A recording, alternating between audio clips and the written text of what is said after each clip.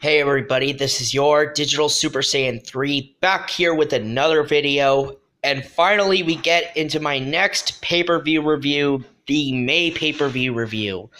Well, I did say I wanted to do more pay-per-view reviews, but I kind of forgot to do my other April pay-per-view, so I'm sorry for that.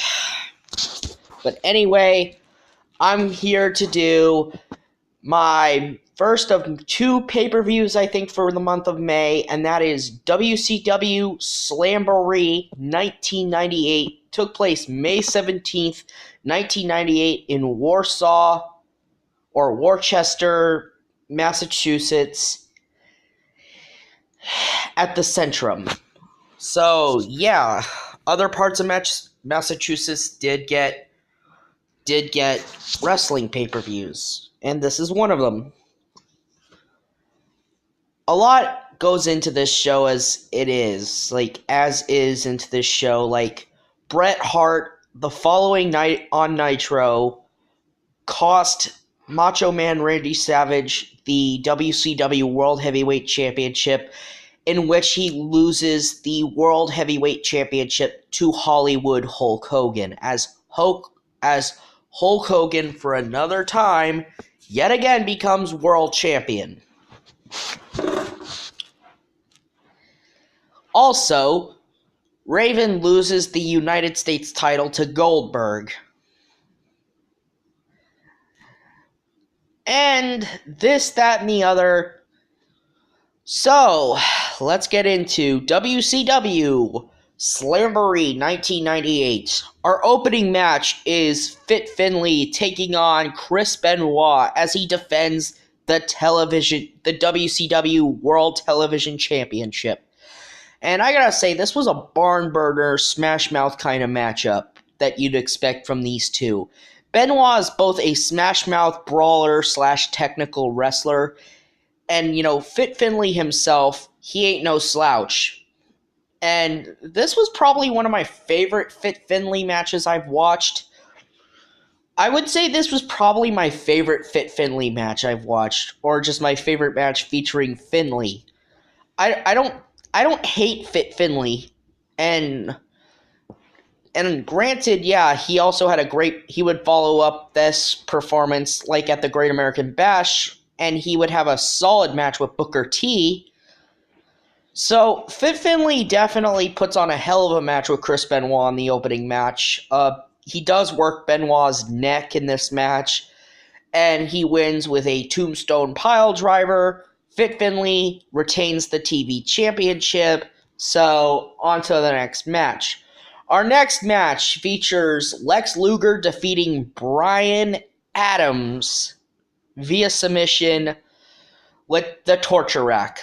So Lex Luger just beats Bryan Adams with the torture rack, and this match felt like it should have just been on Nitro or Saturday Night, or even Thunder, because this should not have happened on a pay-per-view. Seriously, this match should not have been on a pay-per-view. It felt like a television match. It was a television match at best. Really wasn't the biggest fan of this match. I mean, Luger won, obviously, so really there was just, yeah. Next up, we get a Cruiserweight Battle Royale, in which case the winner will go on to face Chris Jericho for the WCW Cruiserweight Championship following this. And keep in mind, let's talk about who was in this match. You had Billy Kidman, who was part of the Flock, because he was, this was before he started wearing that white wife-beater shirt, that white sleeveless shirt he always came out with. This was before this. He was still part of Raven's Flock. There was also Chavo Guerrero, Villano 4, El Dandy, Silver King. Let's see, who was also in this match? Marty Jannetty was even in this match. And if anyone does remember Marty Jannetty's career or has followed Marty Jannetty, yeah, Marty Jannetty never had that much of a solid singles career. I mean, he just never had a solid career. It's like the man was cursed. Okay, it was like after the breakup of the Rockers back in 1991, it's like the curse still loomed over Marty's head. It's like he never could have escaped Shawn Michaels and the curse that Shawn Michaels put on him, no matter where he went. Yeah, it's like he couldn't escape the hex that Shawn Michaels had put on him.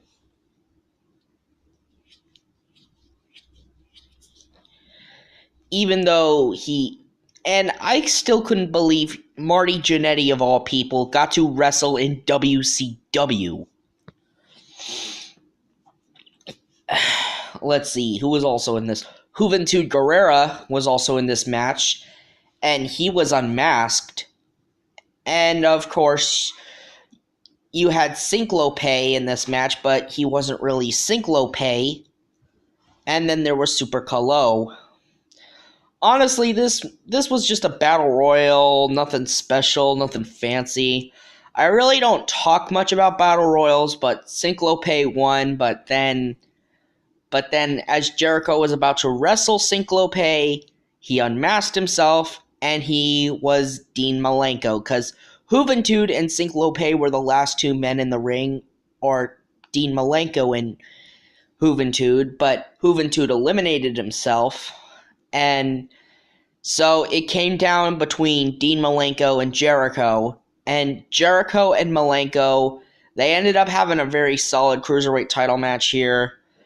And Malenko, got his revenge on Jericho. He made Jericho tap out to the Texas Cloverleaf. And Dean Malenko, who was dressed like a jack-o'-lantern, won. And yes, Cyclope's outfit looked like a freaking jack-o'-lantern. Keep this in mind. What happened to the real Cyclope, though? If he was supposed to be in this match, did Malenko pay him off? Did he take out Cyclope? Who knows? But anyway, Malenko's the new Cruiserweight champion, and yeah, I know they would have another match at the Great American Bash, and Jericho would then continue to be champion. He would lose the title to Rey Mysterio, then he would win it back from Rey Mysterio, then he would face Juventud Guerrera for it, and then he would lose the title to Juventud. Yeah, 1998 was kind of a Jericho-filled year, and Jericho kind of made the best of what his position was in 98. But 99, he would have that feud with Perry Saturn, where he would make Perry Saturn wear a dress if Perry Saturn would lose to him. He had a feud with Perry Saturn until the summer, where Jericho would later leave for the World Wrestling Federation. Just getting too much into this. Next up, we got Goldberg defeating Perry Saturn to retain the WCW United States Championship. And keep in mind, this was while Goldberg was still undefeated with the streak. This was where Goldberg still had the streak, and he was still dominating. And Goldberg ended up winning, and, it was the right call to keep Goldberg dominated, or Goldberg undefeated. It was great to see Goldberg still. It was great to have Goldberg retain, but Perry Saturn puts up a hell of a fight trying to take out Goldberg, but he's unsuccessful at trying to beat Goldberg. So yeah, Goldberg beat Saturn, and he's still your U.S. champion. So next up, we get a match between Eddie Guerrero and the Ultimo Dragon. And this is for Chavo Guerrero's freedom, since he had been Eddie's servant or slave for months. Yeah, basically forced to be accompanying Eddie, having to be Eddie's servant or slave. And Ultimo, he comes in and, he's trying to free Chavo and he's attempting to try to beat Eddie. And, but Eddie, this was a solid match. I love Eddie. And Eddie manages to win this match nonetheless. He beats Ultimo Dragon, and then Chavo is frustrated that Ultimo was not able to beat his Uncle Eddie. And yeah, he kind of beats up Ultimo afterwards. And, when you look up matches of the Ultimo Dragon, I feel like this is one of his most underrated gems. I mean, especially since he's working with Eddie Guerrero of all people. And Eddie Guerrero is one hell of a worker, I'll tell you that. Next up, we get a Balvery death match as Diamond Dallas Page defeats Raven in a Balvery death match. So basically, it's a cage, and then there's lots of fucking weapons in this match. Like, this was like one of Raven's creations. Basically, it's a cage, and there's like trash cans full of weapons that both DDP and Raven can beat the hell out of each other with. And, this was a death match inside the cage. It was just fun to watch this match because this match was just awesome. Nonetheless, this Balvery death match between Raven and DDP, they went in and put on one hell of a match. They went out there and beat the crap out of each other. Like, Raven and DDP, they were still feuding at this point, even though the US title was no longer part of the issue since Raven lost the title to Goldberg. But nonetheless, it was still an excellent match because, of course, this was a score that needed to be settled, and the Flock tried to interfere. Diamond Dallas Page, he's like fucking Superman on this show. He like takes out the fucking Flock, and the Flock were just taken out by DDP. Like, DDP was just taking out the Flock. And yeah, later Raven would feud with Kanyon. Mortis, who would later become Kanyon, but then he just becomes Kanyon. And then, he would feud with Saturn as well. So our next match on the show, we get a match between the Macho Man Randy Savage, representing NWO Wolfpack, taking on NWO Hollywood's Bret Hart, with special guest referee Rowdy Roddy Piper. Okay, so by this point, the New World Order split into two factions. The black and red NWO Wolfpack and the black and white NWO Hollywood. And yeah, Randy Savage, of course, being on NWO Hollywood, or actually Wolfpack. Why would I say Hollywood? Because Randy Savage was part of NWO Wolfpack, feuding with NWO Hollywood's Bret Hart. And yes, and keep in mind, putting Bret Hart in the NWO was a stupid idea to begin with because one, Bret shouldn't have ever been in the NWO. 2, did Eric Bischoff really think this through, putting Bret in the NWO? And 3, if they would have just let Bret be a babyface from the very beginning, then his run in WCW wouldn't have been so bad. Or not as successful as his run in the World Wrestling Federation. Now, this match between Bret and Savage, I would say it was very, very much just, Bret was just working the knee of Savage because Savage was having a bad knee. Savage would go on to wrestle at the Great American Bash. He would wrestle twice on the Great American Bash. First, in a tag team match where he would team with Roddy Piper against Bret Hart and Hollywood Hogan. Then he would wrestle Piper in a match because he and Piper didn't get along and stuff. And Yeah, it was just kind of a cluster there. So, yeah, that happens. And basically there was a reverse of the decision by Piper, and Savage won thanks to the reverse decision by Piper, even though this it was just a cluster. I gotta say this whole match between Savage and Brett wasn't really that good. I really didn't enjoy this match. And not to say that these guys didn't still have enough gas in the tank. They still had a lot of gas in the tank. It's just baffled me that this match could have been good as expected, and it's a damn shame they had to make Brett play the bad guy here. Because, I mean, yeah, 97 Brett was different, but really, did we really need to make Brett be the bad guy here? And keep in mind, Bret Hart didn't get along with Eric Bischoff. And finally, we get to the main event, WCW Tag Team Championships on the line, as the Outsiders, Kevin Nash and Scott Hall, with Dusty Rhodes, with the American Dream, Dusty Rhodes, as their manager.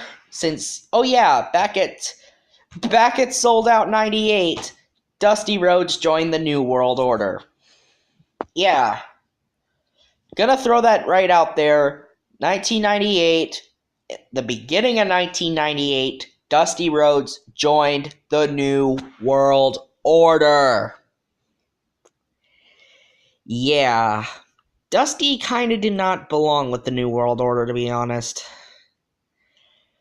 Anyway, Hall and Nash, they had Dusty in it as their corner man, taking on the Giant and Sting. Sting and the Giant, Sting was Sting was just on his own as a free agent, and the Giant, he was part of NWO Black and White, and he gave this ultimatum to Sting in the build up to this match. He said, after we win this tag team championships, you have to make a decision for yourself. Who are you going to go with? NWO Hollywood or NWO Wolfpack? Well, obviously, Sting went with the NWO Wolfpack, and this would lead up to the main event of Great American Bash 98 between the Giant and Sting, as they would be battling for ownership of the tag team championships, that if the Giant won, he would make the Disciple his partner. He would make the Disciple coach, hold Sting's half of the gold. Basically, he would have the Disciple, aka Brutus Beefcake, be his tag team partner. But if Sting won, it would be a partner of his choosing from NWO Wolfpack. Yeah, and Sting and the Giant, they definitely worked as this was a solid tag team match. This was a great back and forth as the Outsiders tried to take on Sting and the Giant. And the ending of this match is the most memorable moment of this match, because at the end of this match, Scott Hall turns on his partner Kevin Nash, and it leads to Sting and the Giant becoming the new tag team champions. Oh yes, Scott Hall would jump ship on this night to the NWO Hollywood. Yeah. And keep in mind, we all know what would happen later on with Hall as the year went on, because we would get the problems with his alcoholism addressed. Yeah. Scott Hall became a freaking drunken mess. And thank God, he was saved by the whole DDP yoga. I'm glad DDP went in there to help Scott Hall turn his life around, so that was good for DDP, I guess. So, overall, Slamboree 1998. Final thoughts? Well, I gotta say I enjoyed this show from WCW in 1998. Very interesting show. Anyway, this has been your Digital Super Saiyan 3, and I'll see you next time.